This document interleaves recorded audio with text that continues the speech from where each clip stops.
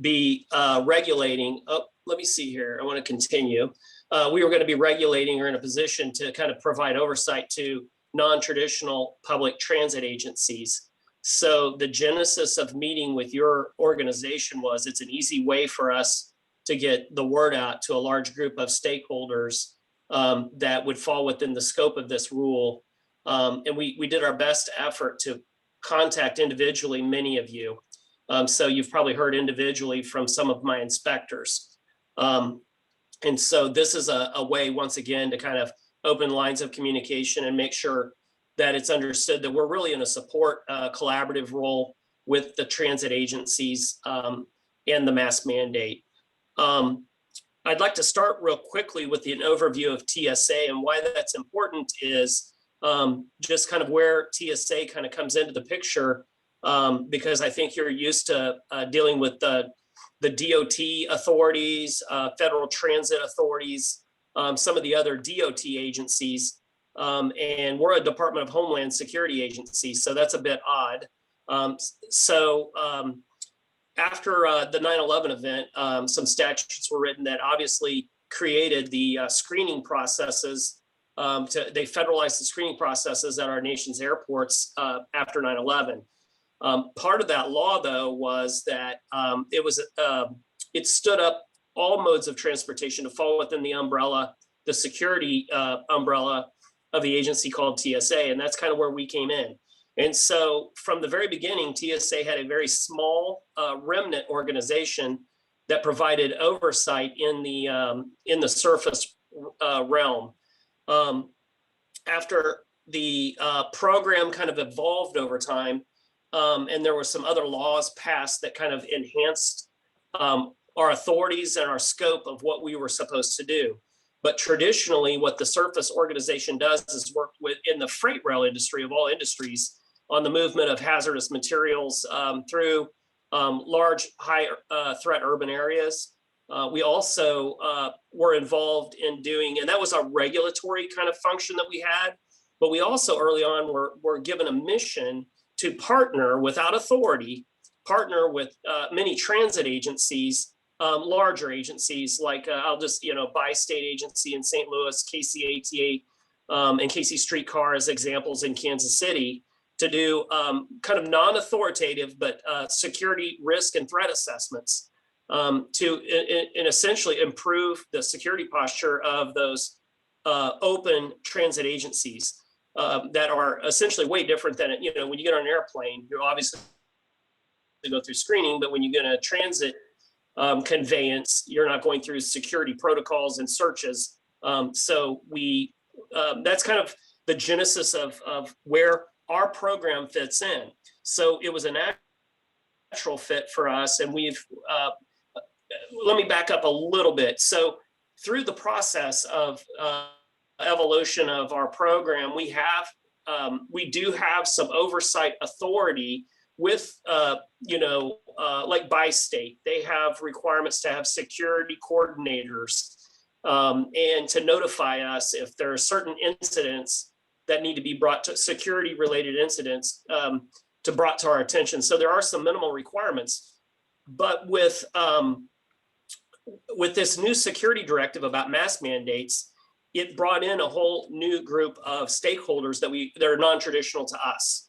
And that's kind of the reason why we requested the meeting, and that's how TSA fits in. So there's the overview of TSA and why it's TSA, and it's not a DOT kind of agency that's, has the authority here. The next thing I'd like to do is just kind of briefly review the security directive, and hopefully everybody has a copy of this directive. This directive is very different than many directives we've issued. It's not what we call SSI, sensitive security information. It's non or not SSI, meaning it can be publicly disseminated. And that's a first for me in my career. And I've been dealing with sensitive information for a long time. So it's supposed to be widely circulated. I know that I've sent it. We have tried to send it individually to all of your agencies. We've also given it to Kim, and hopefully maybe you've had an opportunity to post it or share it in one form or fashion. And I was going to hit the high levels of the security directive. And I think I've mentioned that, and I'm going to go through it right now, that the nexus or the beginning of the directive was the president's executive order. And it's about the safety of domestic and international travel, and it brought in public transportation agencies. The execution is through the TSA security directive method and the Department of Homeland Security, which is a little different. When you read the background on this, this has been coordinated, obviously, with the Centers for Disease Control and Prevention, along with the Department of Transportation, the FRA, the Federal Transit Agency, Federal Motor Carrier Safety Administration, among others. So it does have a lot of other federal agencies' input to this directive. I think I'm going to keep it very basic, but the directive essentially places the responsibility on owners and operators of these public transit conveyances to notify passengers that they must wear a mask. So there's a notification requirement. So hopefully everybody that's listening has a sign that basically tells everybody, or maybe you just tell everybody as they get on, you must wear your mask. There has to be a public notification provided to wear a mask. The next requirement is that individuals actually have to wear the mask. And so I've spent hours on conference calls about what that means. So, and the CDC has issued guidelines on what that means. So we are using the CDC guidelines. The guidelines stipulate what a mask is and how it's to be worn properly. And I think that's another attachment that we've provided to Kim, but we also, when we did our individual reach out to your agencies, hopefully we were able to provide you that CDC guideline. It's also linked and publicly available. And so that's another key component to the notice. Just to interrupt you really. Yes. To interrupt you quickly, the links to those documents are also in the chat box now. Thank you, Mallory. Excellent. Thank you, Mallory. I'm not paying attention to the chat box, so thanks. All right, very good. There are exceptions, and so Kim sent me a question this morning, and these are the questions that we're getting all the time right now.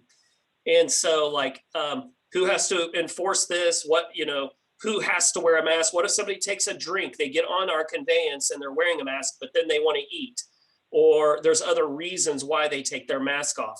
What is supposed to happen? Well, you have to kind of go through the directive, but there are sections in the directive on page 3 that give you the exceptions to the rule. And I will say this, that the exceptions are very narrow and limited. With respect to like eating and drinking, which does come up. Technically, according to the CDC, in between each bite and sip, you're supposed to put your mask back on. I'm just telling you what the rules are. I think common sense prevails, and that's the number one. I've heard this, the opening of every conference call I've been on with the Department of Homeland Security about this directive is, all we want is people to wear masks. That's the bottom line. So I think there is some reasonableness and some judgment that your probably drivers and your operations people have to make judgment calls about what is reasonable. But in the strictest sense, where I've been in public places and people have all kinds of reasons why they're not wearing masks, those reasons under this directive, most of those are just kind of excuses and they're not good enough. We really do, you're in a confined space in a conveyance. The idea is it's public transportation available to who you're serving, and the people that need the mask to be worn, because there are people that just do not need to come down with a case of COVID, don't have a choice in the matter. It's the way they are transported to get where they need to go. And transportation is so important in our country to get to places. It's a great thing about America is we have, really good transportation systems, but some people don't have a choice. So the point here is all of those excuses are not going to be good enough under this directive. We want the mask to be worn for the benefit of all people and to prevent the spread of COVID. It's that simple. Again, so eating and drinking comes up.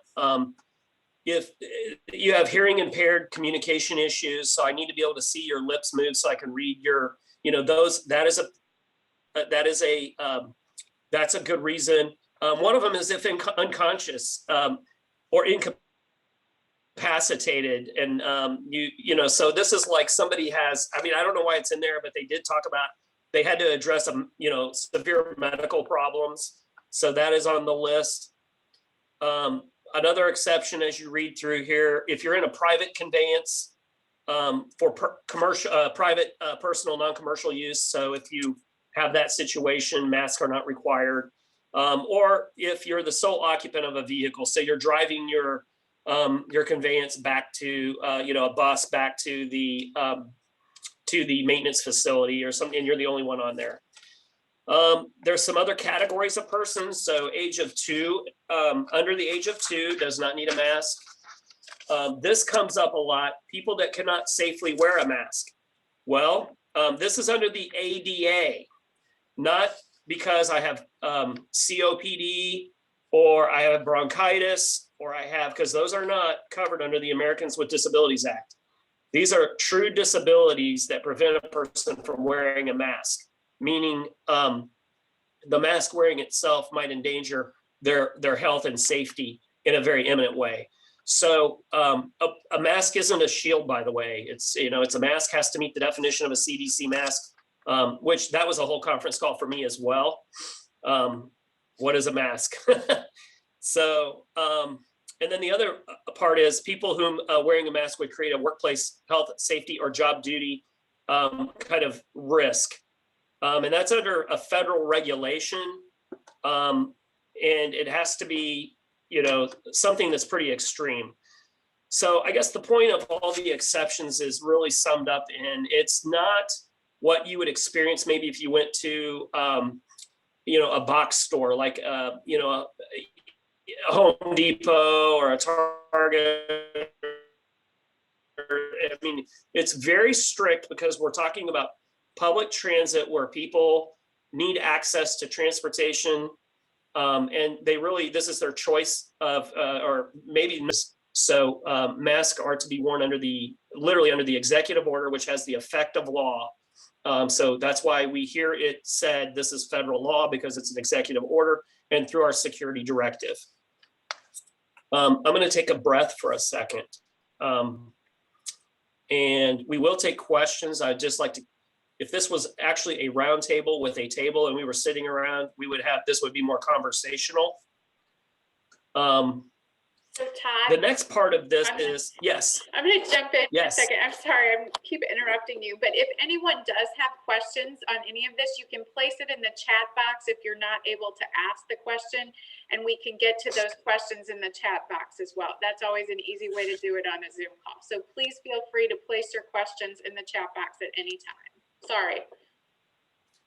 Excellent, no problem. And I'm going to offer a solution to questions also that's even better than that when we get to, we'll just kind of keep moving on.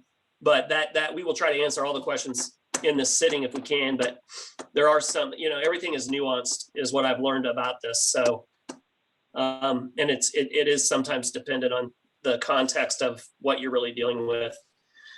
All right, so as an owner and operator of a public transit system, you are also required to have procedures to manage situations where persons refuse to comply. And I think this is the more challenging part of the directive. Somebody doesn't want to wear their mask correctly. You have a driver, they have to safely operate the vehicle. What are they to do? Do they slam the brakes on? No.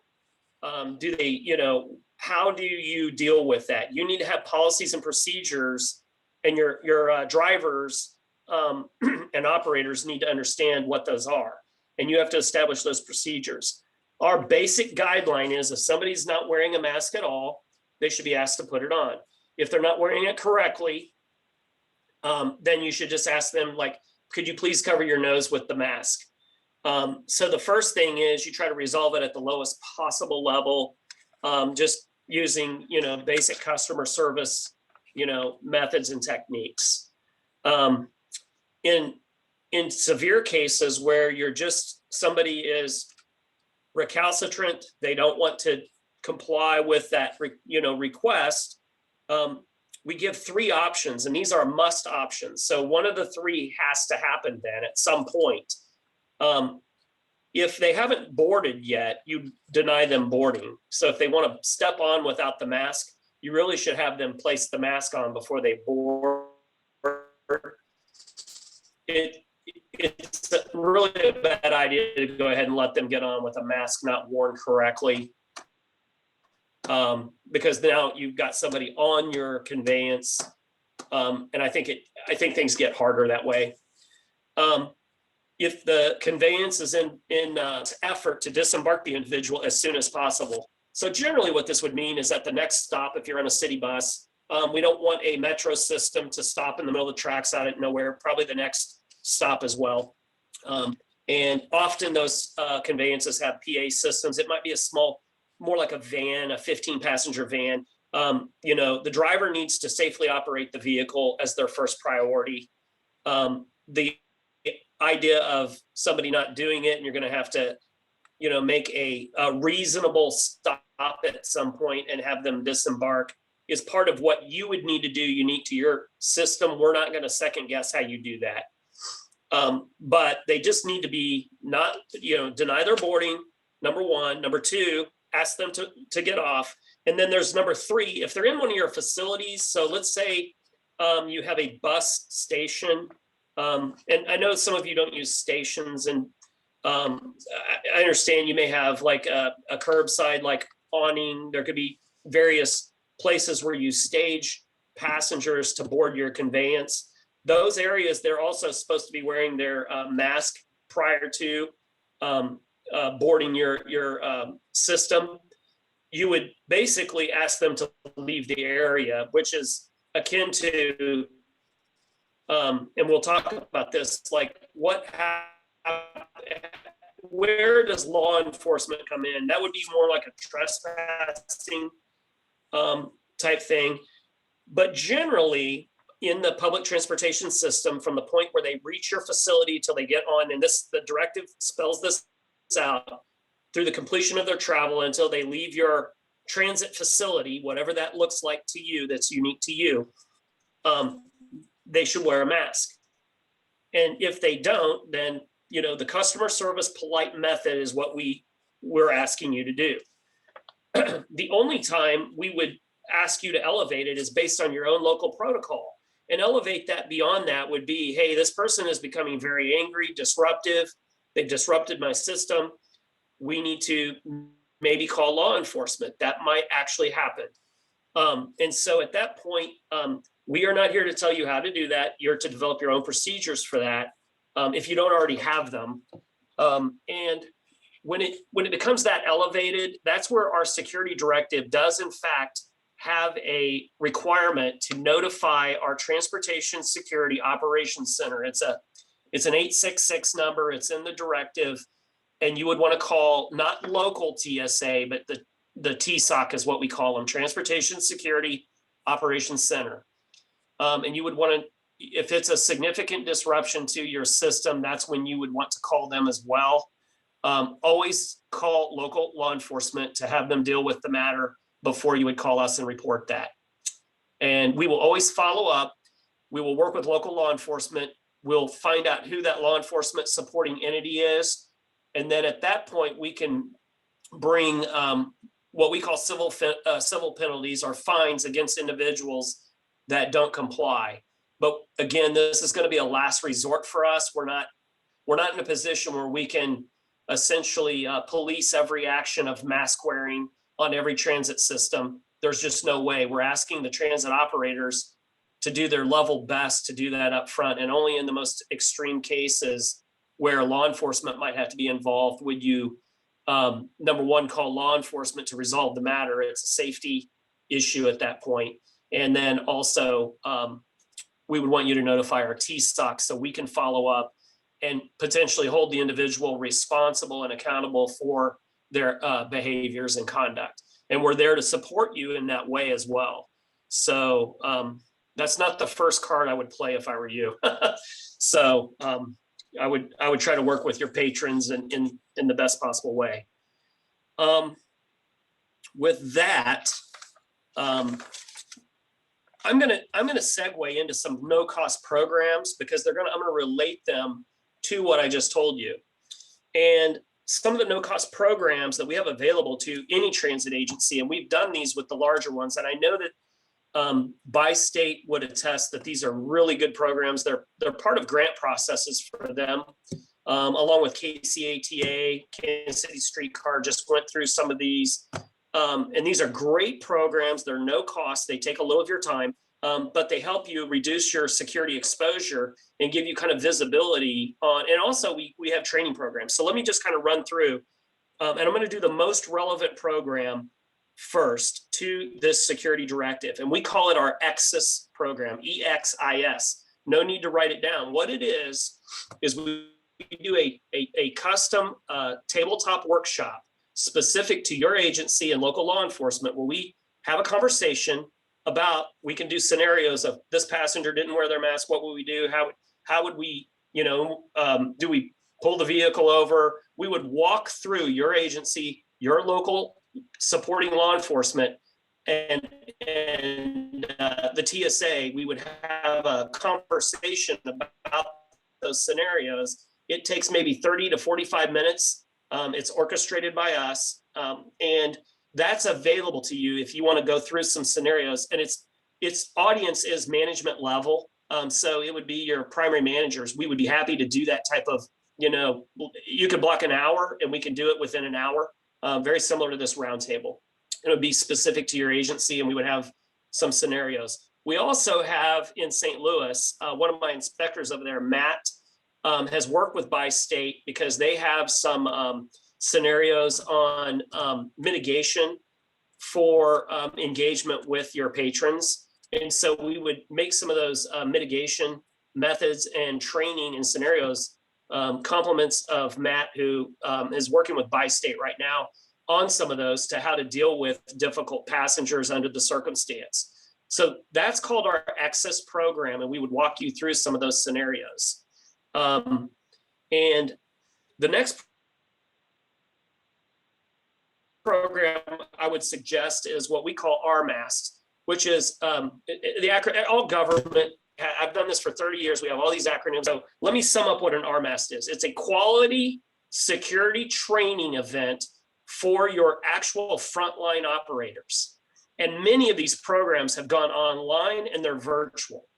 And the marquee program within this training paradigm is called First Observer Plus.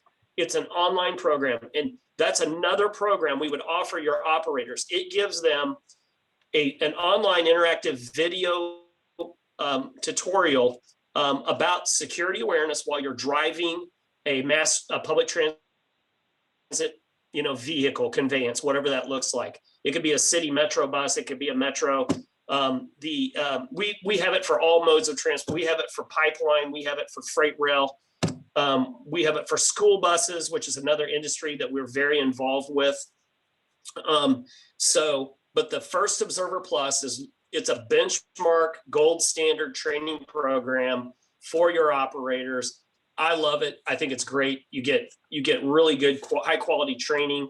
You can also schedule that training very easily. It can be done virtually. So that's another option we have. For those that want to get a little more, know a little bit more about how your system fits in to the system of systems, public transportation systems, we have a base program, and it's an assessment program where we would look at many facets of, we call them security action items. It's a threat-based review of your system. I think it's a fantastic program. It shows you how you compare to other systems of your size without naming names. So you get very good metrics and reports, and it keys you in on things you can do now to make your security better within your system. And some of those things would be training programs like the First Observer Plus or an EXIS security tabletop exercise for your management team. These are great no-cost programs. And we would, because of the security directive, fold those kinds of things into our review as we look at your agency. So that's a base program. And again, we look at everything from background checks of people that work there, to training, to do you have your security protocols in writing or not?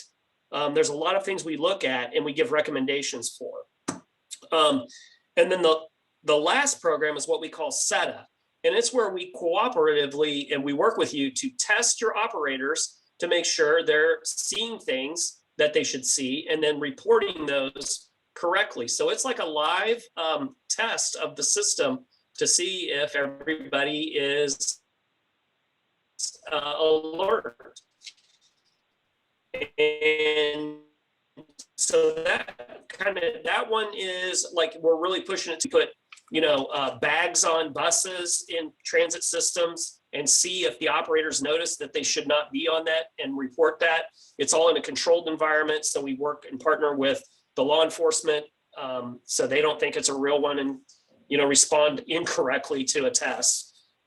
So that's the culmination of our programs. And so back to we may have some questions, but I would suggest that specific to your particular, transit system, the number one that I would select if I were you would be the Exis, because we can individually work with you on some scenarios and basically tabletop those. And number two, the RMAS, which has the First Observer Plus, very streamlined, they're easy to do. The last thing is how to contact local TSA. Now, I sent a directory that has every inspector that works in both Kansas St. Louis office. Do you have that directory, and was that posted as well or not? Todd, Kim? we circulated that directory to all of our MPTA members. So Good. Hopefully they have it. If you want to send it again or have one of your team posted in the chat box, that's probably helpful as well. Okay, I've got it's a graphic, so I can send it to you again just to make sure that it's distributed. But that's the last thing, is how to contact local TSA. So you want to have a conversation about a scenario that was real on your system, then, and what you should have done, what happened, what you should have done or could have done, then you want to call one of those any one of them will take care of your call. And call the one that's related. We use 63 highway north and south generally to divide the state in half. So kind of look at your map, and if you're in Columbia, you're probably gonna call St. Louis. If you're the Oats, I know that we had the St. Louis office give you a call, so St. Louis would be your servicing office for Oats. I don't know if Jeff Tran is on, but I think we had St. Louis call Jeff Tran also. So those systems that are in the middle of the state, we figure those out one by one, but that's how you would get a hold of us. At this point, I'm going to see if I can see my, I don't know if I have my chat box up. Okay, well, I'm happy to read it off to you, Todd. I can see a lot of. We have one. Okay, that'd be good. I'm not seeing the chat box. Okay, we have one question so far, and then I have a couple others that we have internally that we want to make sure we have answers for, so that we can have that information for all of our providers. But the first question is, did Jack understand correctly that a face shield is not an acceptable substitute for a face mask? Is that true? Okay, you broke up on that question. Sorry. I'm gonna. That's not a joke. You really did. I'm not trying. Can you repeat that? Yes. So Jack wants to know if he understood correctly if a face mask, if a face shield is not considered an acceptable substitute for a face mask. And I think one of your team just answered that it is not. But if you want to go into more depth about that, that'd be helpful. So like a shield, yes. A shield is not a mask. And the answer can be found in the CDC guidelines that supplement the security directive. And the CDC has stated what a mask is and how to properly wear the mask. And so the good news is for us, we don't have to get into what a mask is and how to properly wear it. The CDC has already provided us that. Okay. So Jack, is there anything else you need? Does that answer that question? A Yes, shield can be worn in addition to, but it is not, a face shield is not a mask. thank you. Okay, so would you like to go into a little more detail about the question that I sent over earlier via email? Yes, okay. I think I understood the question to mean, and I kind of answered it in 3 parts. Let me pull it up on my computer real quick so I can read it again. But it kind of gets at who is responsible to deal with a person that gets on a conveyance and they're properly displaying their mask, but once they begin to ride, they are not wearing their mask because they want to take a drink, they want to eat, or there could be other reasons. And who is responsible then for dealing with that? Is that the essence of the question? Yes, well, Okay, yes, well, that is exactly it. And part of it is, you know, a lot of our providers don't allow eating and drinking on public transit. So that's not a valid excuse to lower your mask. But what is being recommended if one of our providers has a rider that lowers their mask for any reason and doesn't put it back in place? Yeah, so, and that's where I kind of covered that in the directive. In the first place, you need to have kind of your local protocols for dealing with it. But what the directive expects is, number one, that they would wear their mask only to eat and drink. It says between sips and between bites, they would need to put the mask back on in between. Number one, and that's based on the CDC guideline. Number two, it gets at what should the operator do. They should, at a reasonable, and we like the word reasonable here. We don't want them to, You're cutting out. stop the conveyance immediately and, make this the first priority. To make a reasonable effort to, at the next, reasonable moment, to advise the passenger to properly place the mask on. That's the basic answer. And then if the individual does not want to do that and it becomes escalated, then they would have to basically have them step off, disembark from the conveyance is really the answer. Okay. Okay. So Matt, do you have a question? Well, I do. Okay, good.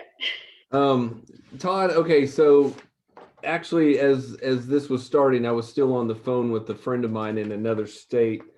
And same question we had when this first hit. So section F, line 2, people with disabilities who cannot wear a mask or cannot safely wear a mask because of the disability, as defined by the Americans with Disabilities Act, 42 USC 12101 et sec. First off, can you point us to that list of defined disabilities by the ADA, because we cannot find it? That's a great question. I probably can't, because I don't think the ADA actually has a list. And many disabilities, you probably know, are not visible. So this is where it's your judgment as an operator as to whether, but the example of, if they bring forward the example of, and this is what our attorneys use, I have COPD, that is not an Americans with Disabilities Act claim. Or I have asthma or bronchitis, or only if they have an asthma attack was the example.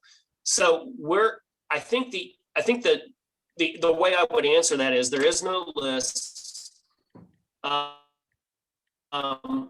We can point you to, it's actually a federal statute.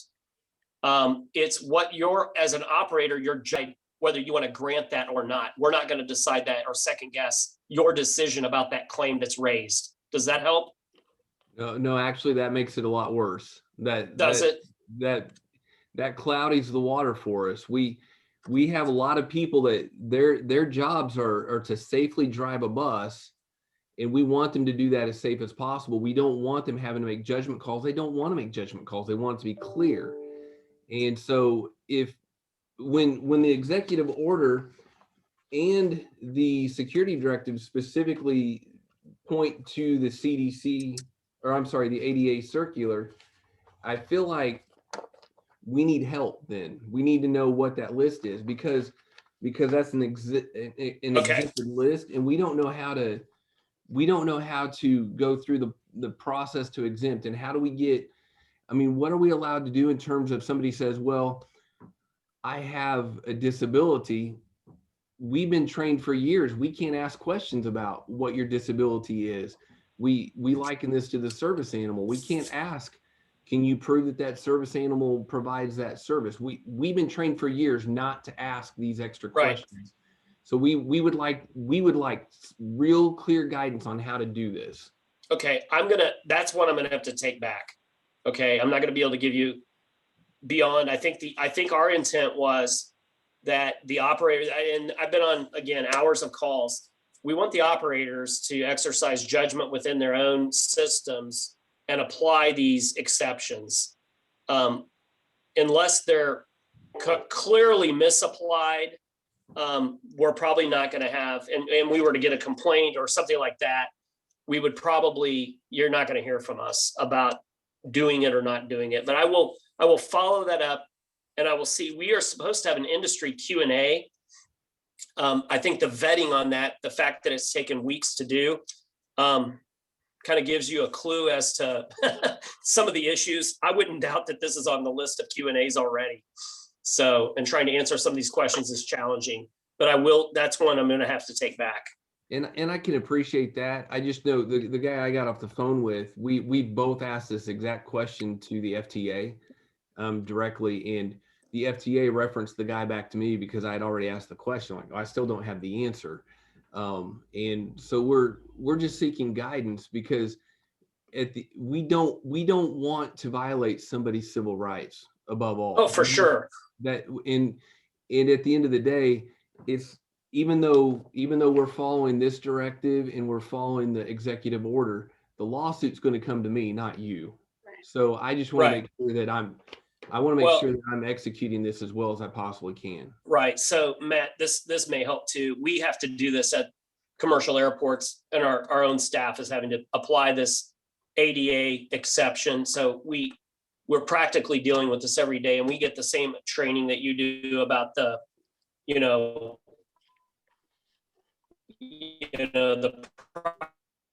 Todd, you're cutting out. privacy associated with a disability claim.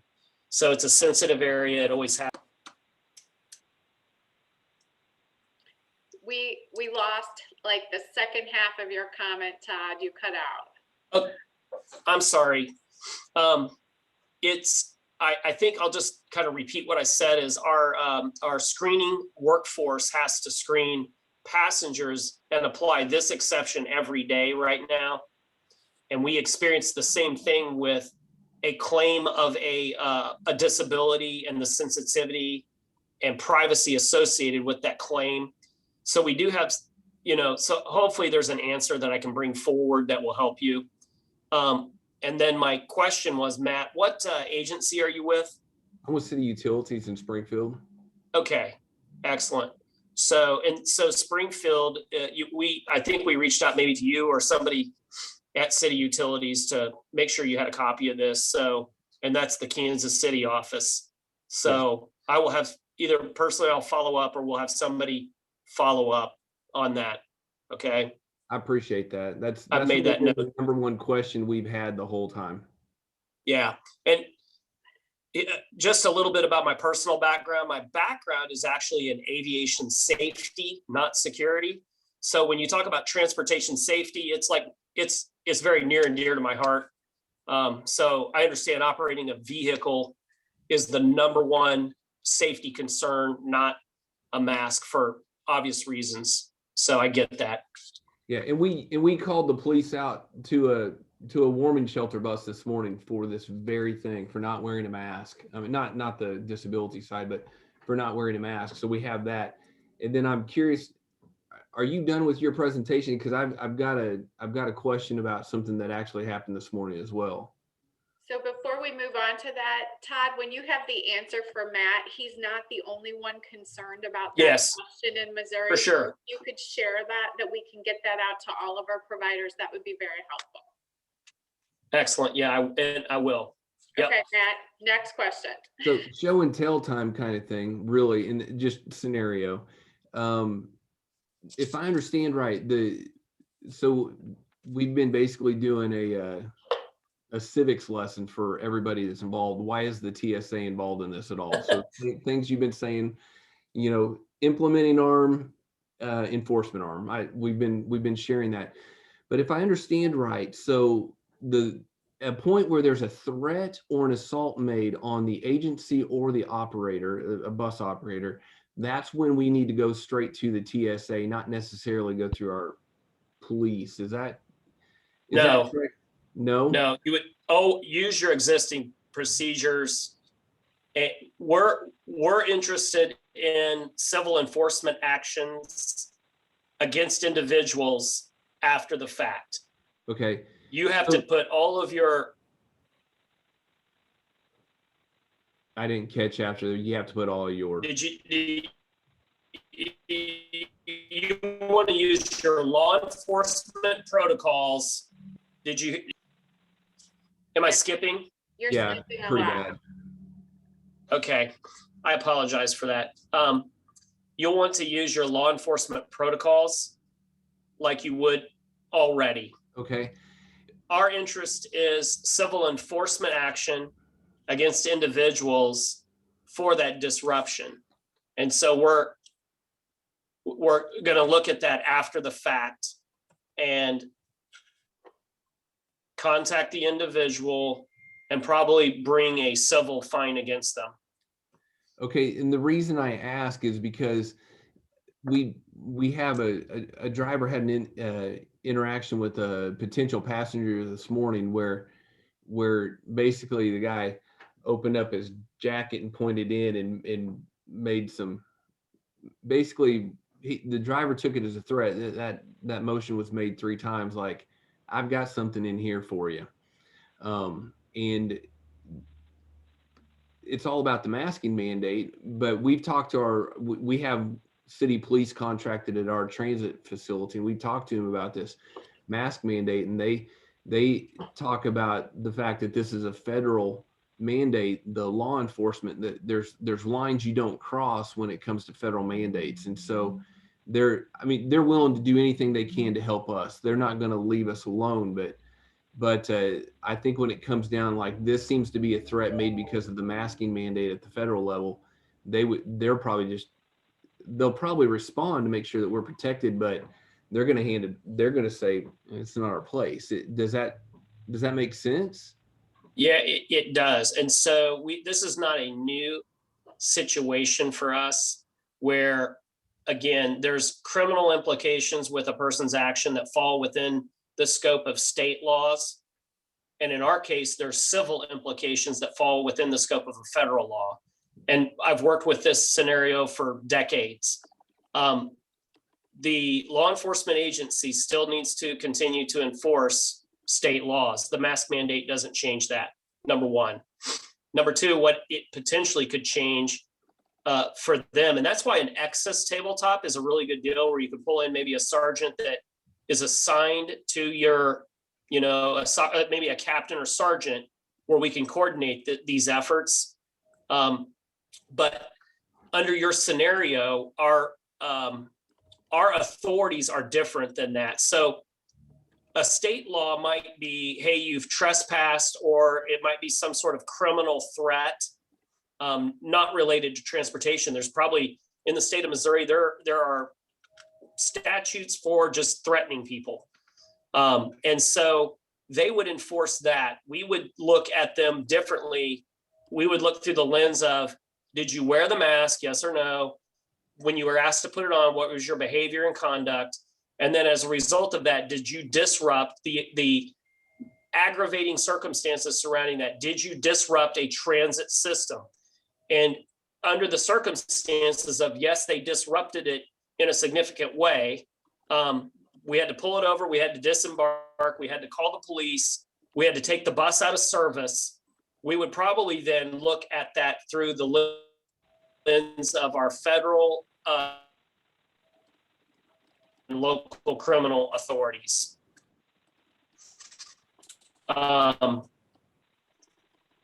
So while the federal mandate may be kind of the, it might have started with the asking of putting the mask, a state crime that I'm aware of that says you can't point to your, what you just did, that we enforce.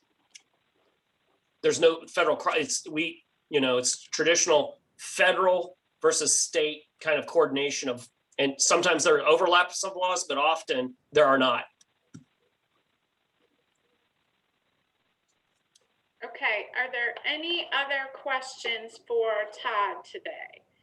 Again, we have circulated the document. There are links to it in the chat box. We also circulated the contacts, and Todd, if you can send me those again, we'll repost those for Missouri transit providers, the different representatives in Missouri that they can go to from the TSA. Great. Okay. Great. Any other questions today? And then we will wait for clarification on Matt's question, and we will circulate that with all of our providers in Missouri as well. If not, I want to, okay. And anything else, Todd, before we wrap up today? No, I just want to thank you for your time, and I appreciate that you had some participation. We look forward to kind of working with these agencies again. They're very non-traditional for us. I think Matt kind of hit the nail on the head for us. We feel like we're kind of in a strange place working through this mask mandate. It's very non-traditional for us. I kind of wondered why it didn't come through DOT, but it was going to come through some federal agency. It turned out to be us. So I do appreciate, your willingness to work with us. And our first step, and I've done this for a long time, our first step is always to use collaboration with the private sector when we're in your quasi-governmental, right? So we want to use collaboration. That's the bottom line. That's how we get things done and get it done correctly. So, and again, appreciate your time. I really do look forward to, and I know that my staff, I've got several of them on, they would look forward to engaging you in some of our no-cost programs. I think you'd benefit, like I said, as a transportation sector from our Access tabletop, and also our the RMAS First Observer Plus. Those are great programs. They really are. So thank you very much for your time. No and problem. I do have an IOU. We will follow that up. Okay, great. And we recorded this session, so we're going to share this with members who couldn't join us today as well. Excellent. I think that there's really important information that we'll have posted on our website and share with them. So I want to thank everyone for joining us today. Thank you, Todd, and your team for being a resource on this. Excuse me, Kimberly, this is Mike Vizzacaro. Would you be able to email everyone's participation that was on this call? Can you send it to Todd, title, and agency that they represent? We should be able to do that. I will have Mallory get that to Todd, and you should have the list of people who attended as well, for sure. Thank you, ma'am. Sure. And we'll go ahead and post this recording on the MPTA website as a resource as well. And then if there are any updates and we need to do this again with the TSA, we are happy to host again. I think it's really important that these direct conversations happen as we all wade our way through this. So anything else, let us know. But otherwise, thank you, everyone, and be safe today. Thanks. Yeah. Thank you very much. Bye-bye.